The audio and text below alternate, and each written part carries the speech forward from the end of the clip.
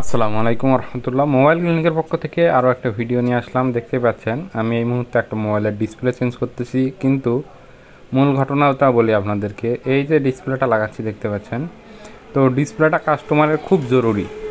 খুব জরুরি বলতে খুব জরুরি ভাই, কোনো সময় দিচ্ছে না, অতি তাড়াতাড়ি লাগবে এরকম অবস্থা। তো পরিশেষে কী হবার, যা হবার তাই বুঝতেই পারছেন, সেটা হলো বাকি বিজনেস। আসলে এই মোবাইল সার্ভিসিং জগতে বাকি বিজনেস করলে খুবই একটা বড় প্রবলেম। যারা টেকনিশিয়ান ভাইরা আছেন তারা অবশ্যই জানেন যে এইরকম সার্ভিসিংয়ের একটা জিনিস যখন বাকি যায় তখন সেই টাকাটা তোলা অনেক কঠিন হয়ে যায়। তো এই মোবাইলটাও ঠিক একই অবস্থা। দেখুন, আমি ক্যামেরাটা পরিষ্কার করে দিচ্ছি, কত সুন্দরভাবে ডিসপ্লেটা লাগিয়ে দিলাম। লাগিয়ে দেওয়ার পরে কাস্টমার বলতেছে আমার কাছে নাই টাকা। তাহলে এটা কোনো কথা হলো বলেন? যে আপনি তো আগে এসে বলবেন যে ভাই আমার কাছে টাকা নাই, আমি বাকি নেব, আমি টাকা কিছুদিন পরে দেবো, আপনাকে দিতে পারবেন কি পারবেন না। কিন্তু কাস্টমার কিন্তু আগে সেটা বলে না।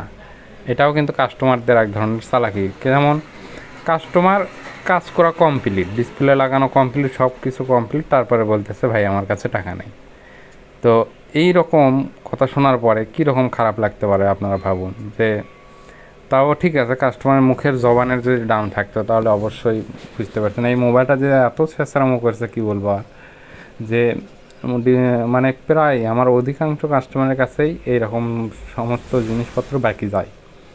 বাকি দিতে না চাইলেও বাকি যায়, এখন কিছু করার নাই। তো কাস্টমার বলতেছিল ভাই আজকে টাকা নাই, আজকে আপনি আগামীকালকের ভিতরে আপনার কাছে টাকা পৌঁছে দেবো। তো বুঝতেই পারছেন মুখের কথা এখন তো বিশ্বাস করতেই হবে। তো আগামীকাল আর শেষ হয় না ভাই, একবার ডিসপ্লে লাগাই দিছি তো দিছি, আগামীকাল আর শেষ হয় না। তো এইরকম পরিস্থিতিতে আপনারা দেখবেন অনেক টেকনিশিয়ান ভাইরা আমার সাথে একমত হবেন। সেটা হলো আপনি যখন একটা কাজ বাকিতে করে দেবেন, তখন যখন আপনার 1 মাস 2 মাস 3 মাস পরে যখন টাকা চাইবেন, তখন সে বলবে যে না না না না না না, আমি তো টাকা দিয়ে দিছি, আপনার হয়তো মনে নাই। অথবা বলবে যে কি কাজ করে দিয়েছেন, কাজ তো ঠিকঠাক চলতেছে না, প্রবলেম হচ্ছে, কাজ ঠিকঠাক কাজ করতেছে না, এরকম বিভিন্ন অজুহাত দেখাবে। তো আসলে বাকি কাজের অজুহাত অল টাইম থাকবে, এটাই স্বাভাবিক। যখনই একটা জিনিস আমরা বাকিতে করে দিই তখনই সেই জিনিসটার প্রবলেম দেখা দেয়, হয় নষ্ট হয়ে যায়, টেকসই হয় না, ইত্যাদি ইত্যাদি।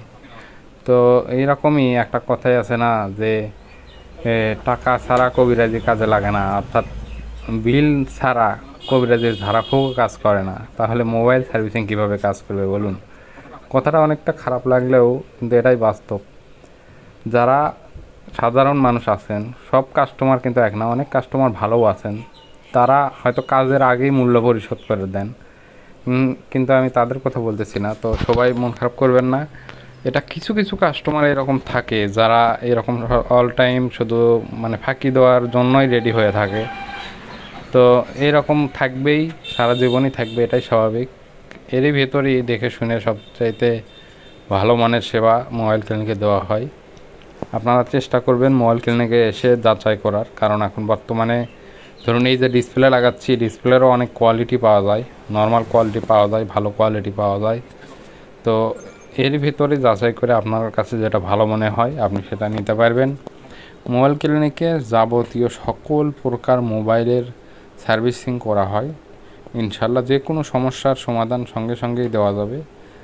হয়তো কিছু কিছু কঠিন কাজ থাকলে, কাজের চাপ থাকলে একটু সময় বেশি লাগতে পারে।